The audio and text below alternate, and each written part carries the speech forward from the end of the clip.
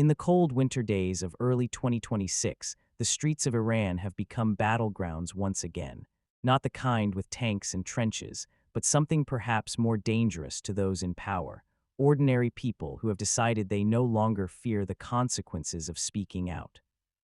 What began as scattered frustrations over the collapsing economy has transformed into something the Islamic Republic hasn't seen in decades, a nationwide movement that refuses to be silenced, refuses to go home, and increasingly refuses to accept the very existence of the system that has governed Iran for nearly half a century. The spark this time was economic, as it so often is. In late December 2025 and early January 2026, the Iranian rial plummeted to historic lows against the US dollar, reaching depths that made even the darkest days of previous sanctions seem manageable by comparison.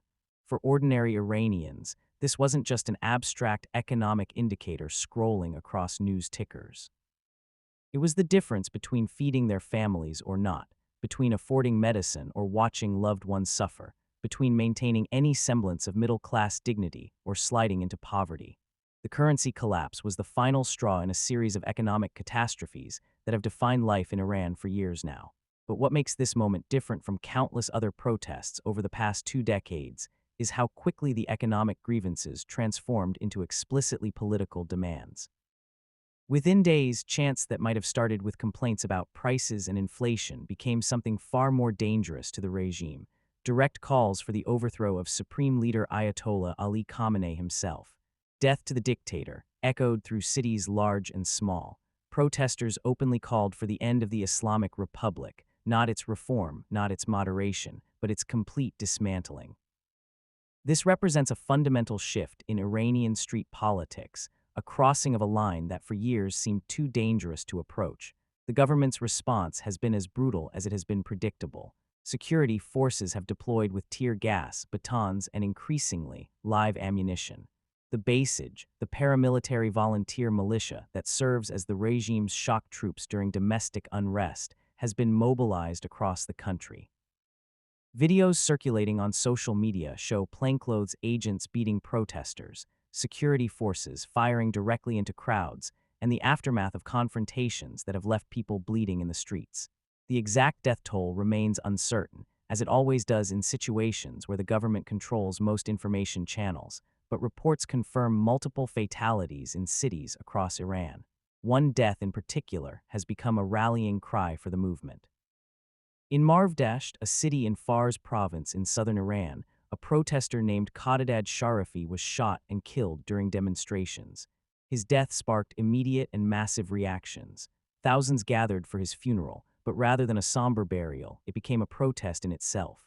Mourners chanted slogans against Khamenei, called for the end of his rule, and made clear that Sharifi's death would not intimidate them into silence. Some shouted, "I will kill those who killed my brother," a phrase that captures the rage and desire for accountability that has consumed so many. When security forces attempted to disperse the funeral procession, they were met with fierce resistance. The funeral became a symbol of how the regime's violence only seems to deepen the protesters' resolve.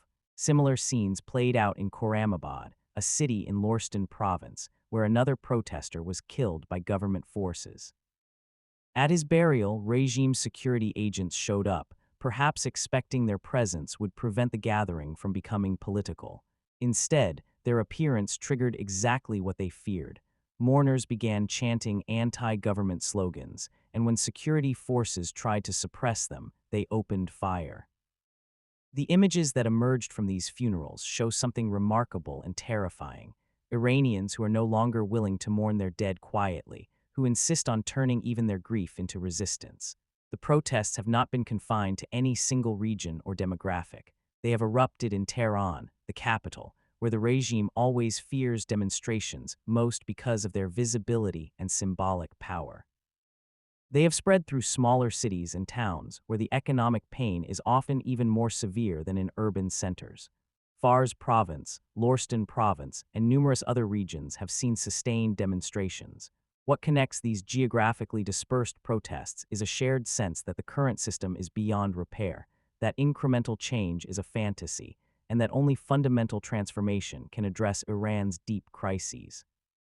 Into this volatile situation has stepped Reza Pahlavi, the exiled opposition leader and son of the last Shah of Iran.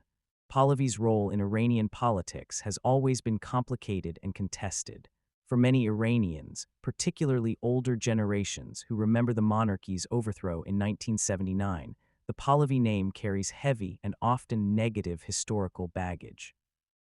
The Shah's regime was autocratic, backed by the United States, and increasingly disconnected from ordinary Iranians in its final years. The Islamic Revolution that swept him from power was, at least initially, a genuinely popular uprising with broad support across Iranian society. But for a growing number of Iranians, particularly younger people who have only ever known life under the Islamic Republic, Pahlavi represents something different. Not necessarily a return to monarchy, though some protesters have indeed called for that, but rather an alternative to the current system. He has positioned himself as a democratic opposition figure, speaking of free elections, secular governance, and a transition that would give power to the Iranian people. Whether his democratic credentials are genuine or whether he harbors ambitions for restored monarchy remains a subject of intense debate, but in the current moment, he has become the most prominent voice outside Iran, speaking directly to and for the protesters. In recent days, Pahlavi has issued public statements on social media that amount to a direct call for regime change. He has urged Iranians to continue their resistance, to not let fear keep them home, and to understand that the current moment represents a unique opportunity. He specifically called for the capture of Tehran and other major cities, language that indicates he sees this not as a protest movement that might win concessions, but as a revolutionary moment that could topple the government entirely. This kind of rhetoric goes far beyond the usual statements from exile opposition figures. It is an explicit endorsement of regime overthrow. Pahlavi's tactical advice to protesters has been notably specific. He has emphasized that the regime fears above all else the loss of control over Tehran's streets, recognizing that when the capital falls to protesters, governments quickly follow. He has called for a simultaneous mass presence throughout cities, combined with intentional traffic disruptions on major thoroughfares. The strategy is straightforward. If enough people flood the streets at once, creating gridlock and paralysis, security forces will be overwhelmed and unable to suppress the movement. This requires overcoming fear, he argues, and understanding that once a critical mass is reached, the regime loses both the capacity and the will to crack down effectively. He has also encouraged protesters to organize in small groups rather than waiting for massive centralized demonstrations. This approach, learned from numerous protest movements around the world, makes it harder for security forces to predict where demonstrations will occur and prevents them from concentrating their forces effectively. It also protects protesters by ensuring that not everyone is in one place if authorities decide to use lethal force. Pahlavi's vision is that these small groups, acting in coordination across a city, can create the appearance and reality of a citywide uprising that cannot be contained. The opposition leader has expressed confidence that when protest numbers reach into the millions, the regime's repressive apparatus will simply collapse under the weight. He sees the courage of protesters in smaller cities who have already faced down security forces as paving the way for what must happen in Tehran and other major urban centers. The occupation of city streets by masses of people, in his view, is the decisive step that will determine whether this uprising succeeds or, like so many before it, is suppressed and its participants punished. While Pahlavi has been calling for intensified domestic resistance, the international dimension of Iran's crisis has also been rapidly developing. The Islamic Republic has sent a letter to the United Nations, delivered through its ambassador and permanent representative Amir Saeed Iravani, responding to recent statements and threats from U.S. President Donald Trump. The Iranian government's letter, addressed to both the UN Secretary-General and the President of the Security Council, condemned Trump's remarks and invoked Iran's rights under international law to defend its sovereignty, territorial integrity, and national security. The language in Iran's UN communication was firm and unambiguous. The regime asserted that it would vigorously and appropriately exercise its rights in response to what it characterized as illegal threats from the United States. It placed full responsibility for any escalation of tensions or consequences resulting from American statements squarely on Washington. This kind of formal diplomatic communication, while common in international relations, takes on added significance during a period of domestic upheaval. The regime is signaling that it faces not just internal challenges but external pressures, and it wants the international community to understand its position as one of defending itself against outside interference. What exactly Trump said to provoke this response has been a subject of considerable attention. The American president, who has taken a notably more aggressive stance toward the Iranian government than his predecessor, issued statements that appeared to explicitly support the Iranian protesters. This represents a significant shift in U.S. posture. For years, American officials have generally expressed sympathy for Iranians seeking freedom, while being cautious about appearing to directly interfere in Iran's internal affairs, partly to avoid giving the regime a propaganda victory by allowing it to portray protesters as foreign agents. Trump, characteristically, has shown less concern for such diplomatic niceties. His statements have been interpreted as not just moral support for protesters, but as implicit threats to the Iranian government itself. While the specific contents of his remarks have varied, the overall message has been clear. The United States stands with the Iranian people against their government, and the regime should understand that there may be consequences for how it responds to the protests. Whether these are empty threats meant for domestic political consumption or represent actual policy intentions remains unclear, but they have clearly rattled Tehran enough to prompt a formal UN complaint. Reza Pahlavi has publicly thanked Trump for his support, seeing it as a crucial form of international backing that gives protesters hope and the regime reason for concern. Pahlavi explicitly stated that Trump's strong leadership and willingness to side clearly with the protesters provides the Iranian people with strength and the belief that, perhaps for the first time, an American president genuinely stands with them rather than pursuing narrow geopolitical interests. This represents a striking contrast to previous U.S. administrations that maintained more ambiguous positions. The opposition leader has also spoken about his vision for Iran's future relationship with the United States. He has referenced the pre-1979 period when Iran and America were close allies, characterizing those years as bringing peace and prosperity to the Middle East. This is, of course, a highly contested historical interpretation. Critics would point out that the CIA-backed coup that restored the Shah to power in 1953, American support for an increasingly authoritarian monarchy, and the resentment these policies generated among ordinary Iranians were major factors in the Islamic Revolution. But for Pahlavi and his supporters, the message is clear. A post-Islamic Republic Iran could return to being a key American ally in the region. Pahlavi has assured his supporters and the international community that he has a concrete plan for Iran's transition away from theocratic rule. The details of this plan remain somewhat vague in public statements, but he emphasizes that it would be stable, organized, and backed by popular support. This is clearly aimed at addressing one of the major concerns about regime change, that Iran could descend into chaos, civil war, or become a failed state if the Islamic Republic falls without a clear successor government. Whether Pahlavi actually has the organizational capacity and domestic support to manage such a transition is an open and heavily debated question. To understand why this moment has become so explosive, it's necessary to look at the historical context that brought Iran to this point. The current wave of protests is being compared to the demonstrations that followed the death of Mahsa Amini in September 2022, but in many ways it has already surpassed those events in scale and intensity. Amini, a 22-year-old Kurdish woman, was arrested in Tehran by the morality police for allegedly violating hijab regulations. She died in custody under circumstances that remain disputed, with authorities claiming natural causes and her family and supporters insisting she was beaten. Her death sparked months of protests that swept across Iran under the slogan, "Woman, Life, Freedom." Those 2022 protests were remarkable for several reasons. They were led largely by women and young people. They explicitly challenged one of the Islamic Republic's core ideological pillars regarding women's dress and behavior, and they persisted despite brutal crackdowns that killed hundreds of people.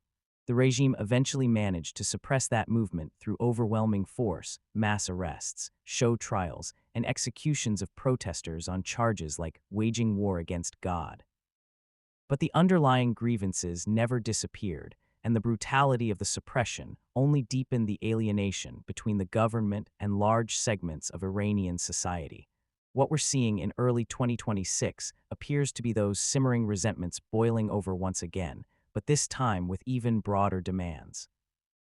The immediate trigger may have been economic, but the protests have quickly encompassed all the frustrations that have been building in Iran. The compulsory hijab and restrictions on women, the lack of political freedom, the corruption that sees regime insiders grow wealthy while ordinary people struggle, the authoritarianism that brooks no dissent, and the entire structure of religious theocracy that many Iranians, particularly younger ones, simply don't want.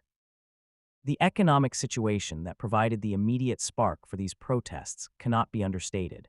Iran's economy has been struggling under the weight of international sanctions for years, but the situation has deteriorated dramatically in recent months.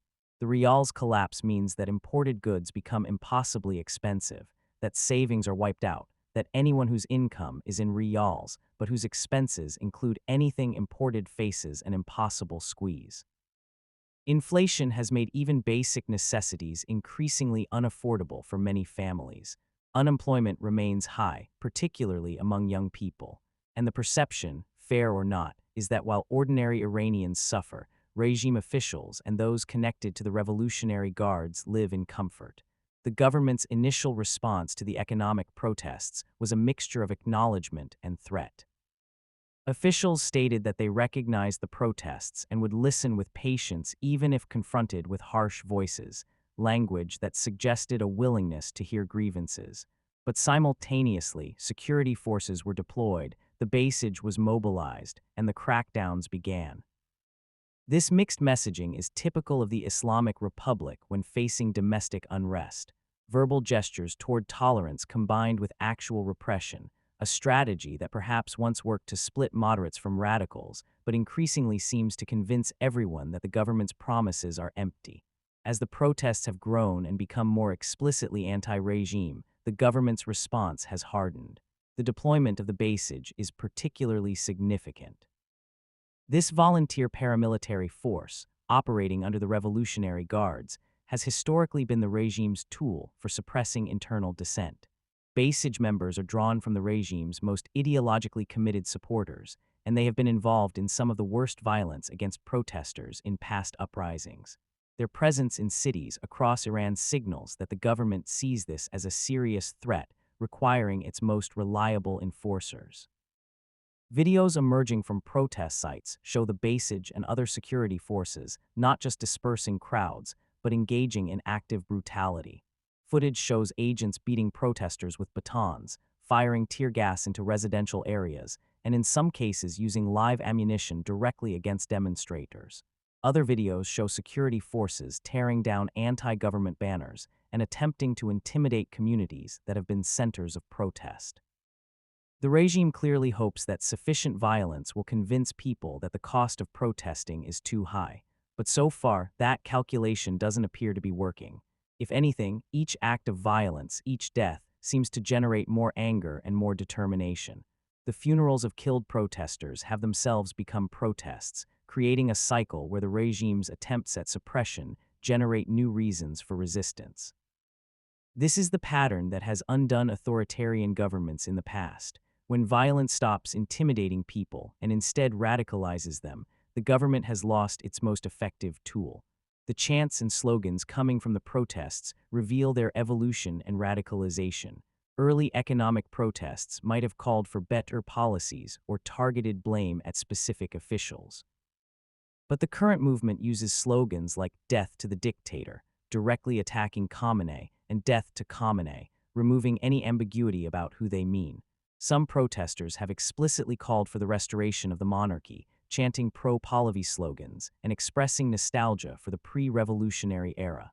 Others call for democratic, secular government without necessarily endorsing any particular opposition figure. What unites these various strands is the rejection of the current system in its entirety. The fact that protests have erupted across Iran, in cities large and small, in different provinces with different ethnic compositions and economic situations, suggests this is not a localized phenomenon, but a nationwide crisis of legitimacy for the Islamic Republic. Tehran matters most symbolically and politically, but the protests in places like Marvdasht, Khorramabad, and other smaller cities demonstrate that the discontent is not confined to the cosmopolitan capital. Rural and smaller urban populations, sometimes assumed to be more conservative and supportive of the regime, are also taking to the streets. The international community has watched these developments with a mixture of concern and uncertainty about how to respond. Western governments generally support democratic movements and oppose the Iranian regime, but they also remember the chaos that followed regime change in places like Libya and Iraq. There is genuine fear that Iran's collapse could create a power vacuum, regional instability, refugee flows, and potentially a civil war given the country's ethnic and sectarian diversity. These concerns don't make the protesters wrong or their grievances invalid, but they do complicate the international response.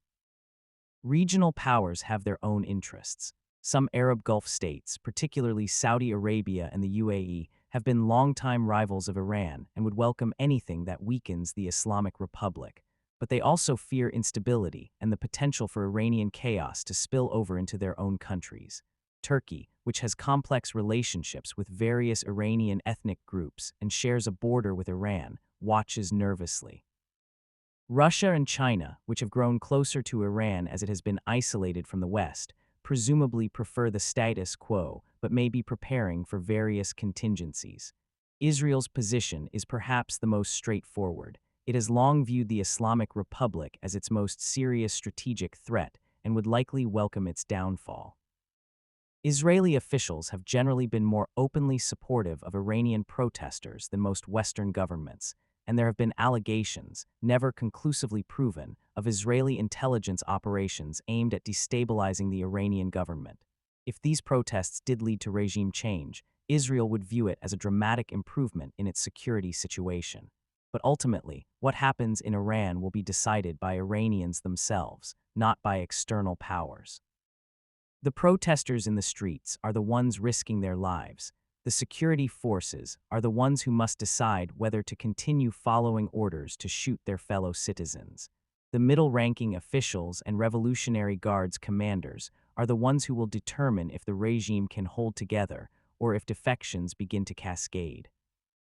Reza Pahlavi can call for action from exile, Donald Trump can issue statements from Washington, but the actual mechanics of revolution or repression will play out in Iranian cities and towns. One crucial variable is the loyalty of the security forces. Every authoritarian regime ultimately depends on its military and police being willing to use force against civilians. When that willingness cracks, regimes fall quickly, as seen in numerous revolutions throughout history. The Islamic Republic has invested heavily in ensuring the Revolutionary Guards' loyalty, giving them economic privileges, ideological indoctrination, and a stake in the regime's survival, since they would likely face accountability if it fell. But even the most loyal forces can reach a breaking point if the orders become too difficult to follow, or if they sense the regime is doomed and begin positioning for what comes next. There are no confirmed reports yet of significant defections or refusals to follow orders among Iranian security forces, but the rumors and speculation are constant. Every video that shows security forces shooting at protesters raises the question of how long they can keep doing it. Every funeral that turns into a protest demonstrates that violence isn't working. The regime's calculus may still be that overwhelming force can break the movement, but that calculus could change if the protests continue to grow or if the economic situation deteriorates further. The economic dimension cannot be separated from the political. Even if the regime managed to suppress these protests through sheer brutality, the underlying economic problems would remain. The currency would still be collapsed, inflation would still be rampant, sanctions would still be in place, and people would still be angry. At some point, a government that cannot provide economic security for its people loses legitimacy regardless of how much force it can bring to bear. The question is whether that point has already arrived for the Islamic Republic. What makes this moment particularly dangerous for the regime is the convergence of crises. Economic collapse, international pressure, domestic protests, and a crisis of legitimacy among the young generation are all happening simultaneously. Any one of these might be manageable, but together they create a perfect storm. The regime's traditional tools, violent suppression, limited reforms to buy time, blaming foreign enemies, rallying nationalist sentiment, all seem to be losing their effectiveness. Reza Pahlavi's strategy of encouraging simultaneous mass protests to overwhelm security forces is sound in theory, and it has worked in other revolutionary contexts. But it requires a level of coordination and fearlessness that is difficult to achieve and sustain. The regime knows this strategy too, which is why it tries so hard to prevent protests from gaining critical mass, using violence early and aggressively to discourage participation. The coming days and weeks will likely determine whether the protesters can overcome their fear and the regime's violence to achieve the numbers Pahlavi says are necessary. The role of social media and communications technology in these protests cannot be ignored. The Islamic Republic has invested in sophisticated internet censorship and monitoring, but information still flows. Videos of protests and violence emerge despite government efforts to suppress them. Protesters coordinate through encrypted messaging apps even when the broader internet is throttled. The regime can make communication harder but cannot completely stop it, and every video of violence that reaches the outside world damages the government's position both domestically and internationally. The international Iranian diaspora, including figures like Pahlavi, has also been amplifying protest voices and trying to keep international attention focused on Iran. This is a double-edged sword for protesters, as it gives them visibility and support, but also allows the regime to claim they are foreign-backed agents. The Islamic Republic has always relied heavily on nationalism and anti-imperialism to justify its rule, arguing that it protects Iranian independence against foreign domination. When opposition leaders in exile coordinate with U.S. officials, it plays into that narrative, even if the protesters themselves are motivated by genuine domestic grievances rather than foreign influence. What happens next is genuinely uncertain. Revolution is possible, the collapse of the Islamic Republic and its replacement by some alternative system, whether democratic, monarchical, or something else entirely. Suppression is also possible, a brutal crackdown that breaks the protest movement and leads to even more authoritarian governance. A third possibility is a protracted crisis, where protests continue but cannot dislodge the regime, leading to cycles of unrest and repression that drain both sides and leave Iran in a state of permanent tension. Each of these outcomes would have profound implications not just for Iran, but for the entire Middle East. If the Islamic Republic were to fall, the immediate aftermath would likely be chaotic regardless of how well planned any transition might be. 47 years of governance would be overturned, with all the state institutions, economic relationships, and political arrangements that entails. The Revolutionary Guards would face an uncertain future, possibly leading to violence as they try to hold onto power or negotiate immunity. Ethnic and sectarian tensions that the central government has managed, sometimes brutally, could re-emerge, and the question of what kind of government replaces the Islamic Republic would be fiercely contested among Iranians with very different visions. If the regime survives through repression, Iran would likely enter an even darker period. The government would be more paranoid, more violent, and more isolated both internationally and from its own people. The young generation that has now openly defied it would be even more alienated. Economic problems would persist or worsen under increased sanctions and isolation, and the fundamental legitimacy crisis would remain unresolved, ensuring that future uprisings would be likely. A protracted crisis might be the worst outcome in some ways, keeping Iran in a state of instability without resolution. Neither side would be able to claim victory, but both would continue to suffer. Violence would become routine, the economy would remain in crisis, and the possibility of civil war or fragmentation would grow. This is the scenario that worries many observers most because it maximizes human suffering while minimizing the chances of eventual positive transformation. As these protests continue, the people participating in them show remarkable courage. They face live ammunition, arrest, torture, and potentially execution for speaking out. The regime has proven in the past that it is willing to kill protesters in large numbers, and to use show trials and hangings to terrorize others into submission. Everyone in the streets knows this history, and they march anyway, whether driven by desperation, by hope for change, or by the sense that they have nothing left to lose. They continue to challenge one of the Middle East's most entrenched authoritarian governments. The stories emerging from these protests are of ordinary people making extraordinary choices, families attending funerals of killed protesters and turning their grief into defiance, young people organizing in small groups to disrupt traffic and evade security forces, women removing their hijabs in public despite decades of enforcement, workers going on strike despite economic precariousness. These individual acts of courage, multiplied across thousands or millions of people, are what make revolutions possible. They are also what make them so costly. For Reza Pahlavi and other opposition figures, this is the moment they have been waiting for, perhaps for their entire lives in exile. The question is whether they can translate their vision and their international connections into meaningful support for the protesters who are actually taking the risks. There is always a tension in revolutionary situations between external opposition figures and internal activists, between those who articulate visions from safety and those who face the violence directly. Managing that tension and building effective opposition leadership that can navigate both the revolutionary moment and whatever transition might follow is one of the movement's great challenges. The Islamic Republic, for its part, appears determined to survive at any cost. The government statements suggest no willingness to compromise or consider significant reforms. The deployment of the basage and the use of live ammunition indicate a strategy of overwhelming force. The UN letter and rhetoric about defending sovereignty show a government that sees itself as besieged by external and internal enemies and believes it must fight for its survival. Regimes in this mindset can be especially dangerous and unpredictable. As January 2026 progresses, Iran stands at a crossroads. The protests show no signs of ending, but neither does the repression.